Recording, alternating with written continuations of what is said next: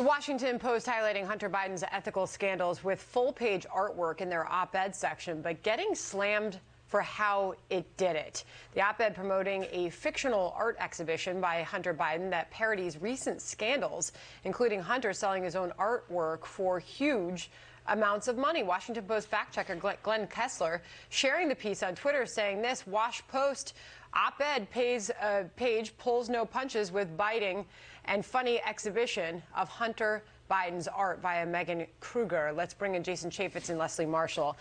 Did they get this right, Leslie? Well, it's an op-ed, Sandra. It's an opinion. Everybody has an opinion and a right to it via the First Amendment.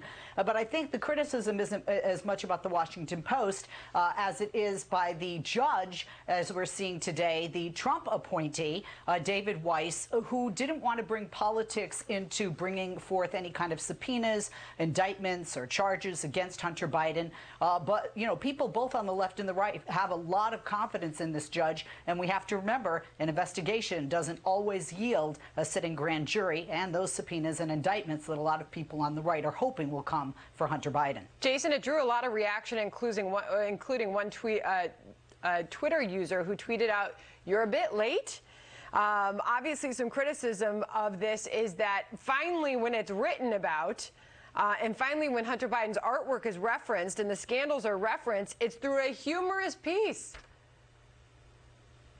Well, that's the problem, is they turn the op-ed piece, the editorial page, into the cartoon page. And what they haven't done at the Washington Post, if they're going to be viewed as a serious newspaper, they have not dove into the fact after fact after fact about how the Bidens themselves have enriched their families, how they have abused the system, how Hunter Biden was using the assets of the United States of America, flying on Air Force Two, bringing his business partners, emails that are out there saying, from Hunter Biden, saying, I have brought everybody you wanted, to potential business partners, to the White House, to the residence there at the vice president's place, and now I need to see the money. I mean, that's essentially what he said. And so the Washington Post, cute tongue-in-cheek, but they have been nowhere on this. In fact, during the election and shortly after the election, they mocked this as if it were not a serious investigation. Compared to the Trumps, are you kidding me? It would have been everywhere. Leslie, I'll put a piece up there from the Washington Post op-ed. Biden's virtuosic work has earned him critical acclaim from around the world, and his art would be the perfect decoration touch for any oligarch's palace in Russia, China, Saudi Arabia, and beyond. Ha ha.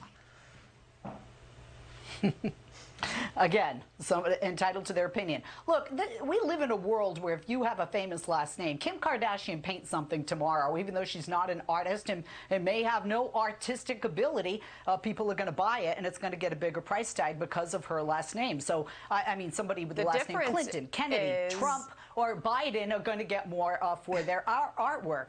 But at the end of the day, again, you know, when you look at this investigation and when it started, Sandra, this started during the Trump administration. And even though Republicans asked the then Attorney General, Bill Barr, to have an independent special counsel, he didn't see a need for it at the time. Right. So, you know, the Washington Post isn't going to determine whether or not Hunter Biden gets any cuffs slapped on him for potential tax evasion. I don't know. There seems to be one big difference between the Kardashian family and the Biden family, with Joe Biden currently being the president. Jason, I'll let you have last word there.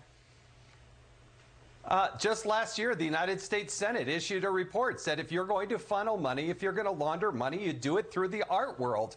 And as an art critic actually in Oregon pointed out, if the art was so good, then put the art out there without the artist name. But now the White House has this convenient relationship with itself by saying, we're going to maximize transparency by making sure nobody knows about the transactions. That is so wrong. That's not how the Clintons did it. When Secretary Clinton was in office, guess what? Bill Clinton was out giving speeches. They released every dollar that was out there. This White House is covering it up, and it's wrong. And the Washington Post, shame on you. You should be covering this as a news story, not an op-ed cartoon. All right, we'll leave it there. Jason and Leslie, thank you.